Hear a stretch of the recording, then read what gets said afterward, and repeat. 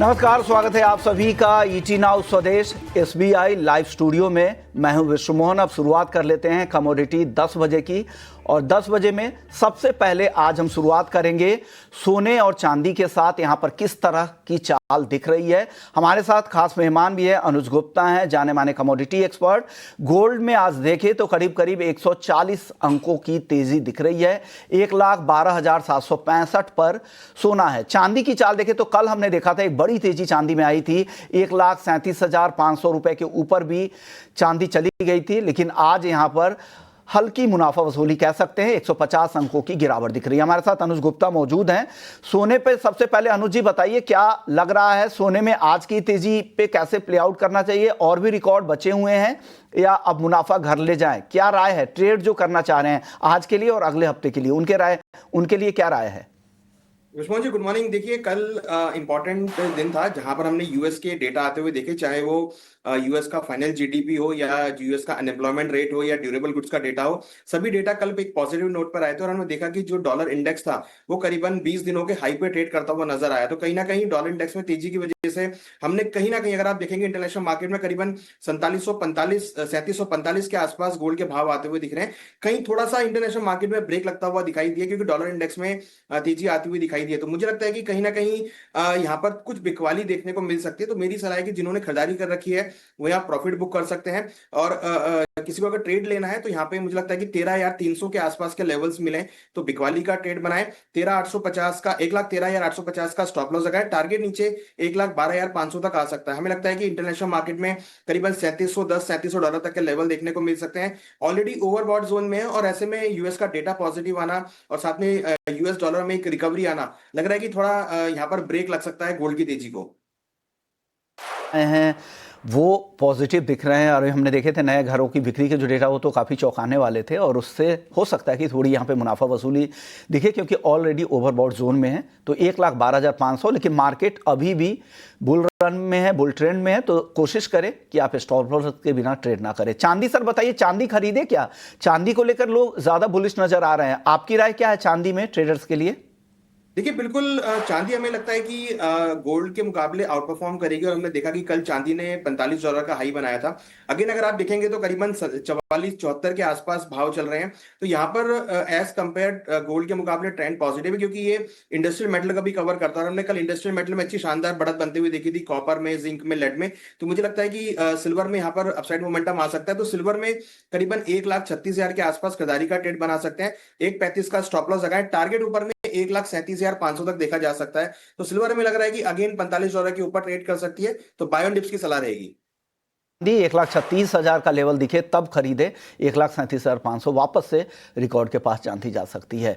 अब क्रूड की बात कर लेते हैं। कच्चे तेल को लेकर क्या लग रहा है? क्या आगे यहाँ पे कुछ सुधार की उम्मीद है? बाई साइड में रहे, सेल साइड में रहे? आज आधे % के आसपास की तेजी दिख रही है। आगे क्या होगा सर?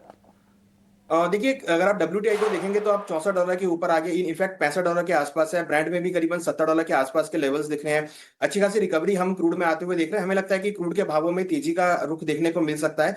तो करीबन 5750 पे खरीदारी करें। 5680 का स्टॉप लॉस लगाएं। टारगेट 5,900 तक देखा जा सकता है। और अगर हम ऑप्शंस की बात करें तो 5,800 का कॉल ऑप्शन करीबन 193 के आसपास है। 190 के आसपास खरीदारी का ट्रेड बना सकते हैं। 165 का स्टॉप लॉस लगाएं। टारगेट 210 तक देखने को मिल सकता है। तो क्रूड में 5800 का कॉल बाय कर सकते हैं और फ्यूचर्स में बाय का ट्रेड बना के चल सकते हैं। ओके, फ्यूचर्स में 5,750 पे बाई कर सकते हैं। अगर ऑप्शंस में ट्रेड करना चाह रहे हैं तो 5,800 के स्ट्राइक की कॉल खरीद सकते हैं। नेचुरल गैस आज शुरुआती कारोबार में MCX पर 1% तेज है, 286 रुपए के करीब। यहां पर क्या ट्रेड लें अनुज जी? देखिए, कल अगर आप नेचुरल गैस की इन्वेंट्री देखेंगे तो पहले के मुकाबले कम होकर इन्वेंट्री आई थी। हालांकि इन्वेंट्री बढ़ी हुई है, मगर अगर आप कंपेयर करेंगे पिछली बार की इन्वेंट्री से या एक्सपेक्टेशन से तो काफी कम इन्वेंट्री आई थी, तो जिसकी वजह से एक बाउंस बैक हम यहाँ पे एक्सपेक्ट कर रहे हैं। और दूसरा, विंटर सीजन की डिमांड भी है, हमें लगता है कि उसका भी असर नेचुरल गैस पर रहेगा। तो यहाँ पे खरीदारी की सलाह रहेगी। करीबन 255 के आसपास खरीदारी का ट्रेड बनाए। 250 का स्टॉप लॉस लगाए। टारगेट 265 तक देखा जा सकता है। और वहीं अगर हम ऑप्शंस की बात करें तो 290 का कॉल ऑप्शन करीबन 15 रुपए के आसपास खरीदारी का ट्रेड बना सकते हैं। 11 रुपए का स्टॉप लॉस लगाए। टारगेट 22 रुपए तक देखने को मिल सकता है। तो फ्यूचर्स और ऑप्शन दोनों की कॉल आपको आ चुकी है। फ्यूचर्स में 255 के आसपास खरीदारी करनी है और 265 का टारगेट है। 250 का ऐसे जरूर लगाइएगा, मार्केट काफी वोलेटाइल रहता है एनजी का।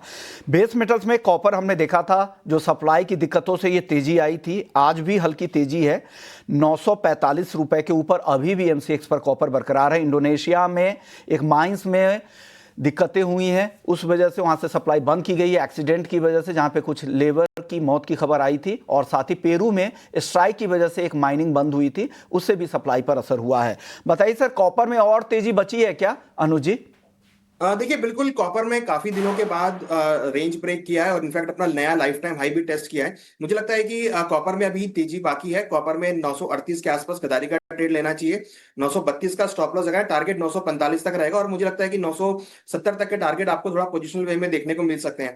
जिस तरीके से जो माइन में एक्सीडेंट हुआ है उससे काफी हद तक सप्लाई डिस्टर्ब हुई है और मुझे लगता है कि उसका इंपैक्ट अभी थोड़ा लंबे टाइम तक रहेगा। इन्वेंट्री भी कम होती हुई दिख रही है जिसका असर भाव पे रह सकता है। तो बेस मेटल में कॉपर में खरीदारी का ट्रेड बना के चल सकते हैं। आखिरी सवाल सर, एग्री मार्केट पे छोटा जवाब 30 सेकंड में। एग्री में आपकी टॉपिक क्या है? देखिए, एग्री में मुझे लगता है कि जीरा के अंदर खरीदारी का ट्रेड बना के चल सकते हैं करीबन 19,200 में। स्टॉप लॉस 18,900 का लगाएं, टारगेट 19,700 तक हो सकता है। सिमिलरली धनिया के अंदर भी करीबन 8,200 में खरीदारी का ट्रेड बना सकते हैं। स्टॉप लॉस 7,900 रहेगा, टारगेट 8,800 तक हो सकता है। और ग्वार के अंदर भी हमने लोअर लेवल से रिकवरी आते हुए देखी है। ग्वार के अंदर भी करीबन 4880 में खरीदारी का ट्रेड बना सकते हैं। स्टॉप लॉस 4,830 का लगाएं, टारगेट 5,000 तक देखने को मिल सकते हैं। ओके, तो पूरा नॉन एग्री और एग्री दोनों ही सेगमेंट पर आपने अपनी राय रख ली। शुक्रिया अनुज जी, आपने वक्त निकाला, हमारे दर्शकों को गाइड किया। चलिए, वक्त है ब्रेक का। ब्रेक के बाद हमारे साथ दिग्गज मार्केट एक्सपर्ट अजय श्रीवास्तव होंगे। सीईओ हैं डायमेंशंस कॉर्पोरेट फाइनेंस के। उनसे समझेंगे बाजार पर नई राय क्या बन रही है, ट्रंप के जो लगातार ऐलान हो रहे हैं उसका क्या कुछ असर होगा, फार्मा पर, आईटी पर, तमाम ऐसे सेक्टर पर आपके लिए राय लेकर आएंगे। जल्द लौटते हैं ब्रेक के बाद। नमस्कार।